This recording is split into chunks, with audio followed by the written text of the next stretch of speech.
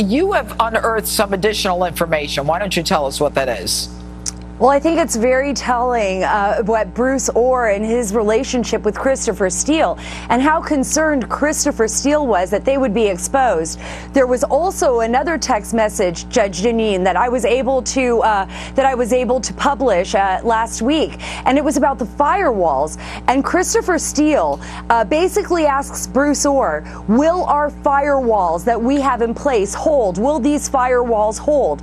And this is also very telling and something that is very concerning to Congress, because apparently it seems that they premeditated and worked around, used Bruce Ohr as a back channel to deliver Steele's messages straight over to the FBI, even though he had been fired. But they put up firewalls, and what Congress wants to know is who were these and what were these firewalls? And that's what they'll be asking him on August 28th when they bring him in for deposition. All right, and Matt Gaetz, I mean, you've certainly had your share of inquiries of these individuals. When he does come before, I believe, 2 committees at the end of August, I mean, what do you expect to hear? Now we're hearing things that he didn't talk about in the past. We know that Bruce and Nelli Ohr are the Bonnie and Clyde of collusion. Think about what we just learned. A foreign spy is upset that he's not able to use our own Justice Department enough to poison and influence Robert Mueller's investigation. This is after Fusion GPS hired the spouse of Bruce Ohr to be able to have their influence. Look, you have the spouse of a senior Justice Department official colluding with an agent of a foreign government, Christopher Steele, with the express purpose of trying to destabilize a U.S. presidential election. Why is this not what we're looking into? Why is Robert Mueller not looking into this foreign interference and not the hoax of the Trump-Russia investigation that, by the way, Greg Jarrett points out beautifully in his new book? Oh, that's such a nice plug. Sarah, let me ask you something.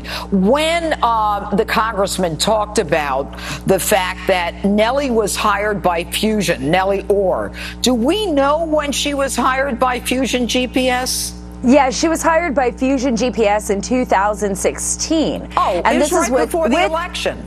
That's right, with a very specific purpose, Judge Janine, to actually investigate the Trump-Russia issue, the dossier. Remember, she's fluent in Russian. She's also a Russia expert. This was very well coordinated, and I agree with Matt Gaetz 100%. Congressman Gaetz is right. This was an effort to bring Russian disinformation in this dossier into our election and to affect the election. Right. And Greg Jarrett, I mean, you know, Bruce Ohr, it looks to me, is in legal jeopardy. What could he be charged with? I mean, these are the documents, 63 pages. I've looked through them over the last 10 days that I've had them, and it's clear to me that he is in legal jeopardy. It's astonishing that he's still employed, and here's why.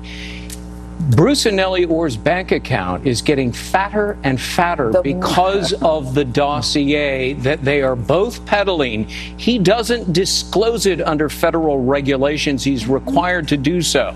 So that is potentially a crime, filing a false report. Right. But beyond that, using your federal office for personal financial gain is federal gratuity statute violation, bribery statute violation, honest services violation. But these guys know this in the Department of Justice. Why is the guy still working? Because the Department of Justice is run by a feckless attorney general named Jeff Sessions and Rod Rosenstein, the deputy attorney general, who is obstructing Congress, I believe, to cover up his own participation and wrongdoing. He filed and signed the renewal application for the wiretap on the Trump campaign without the required evidence. Right. And you know, and Judge, go ahead, Judge, I wanted to make a point about what Greg just said.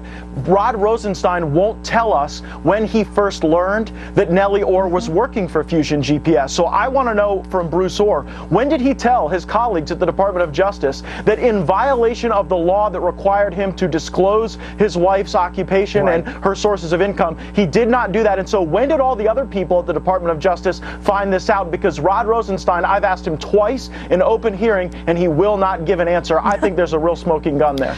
Yeah, I think there's more than this smoking gun there.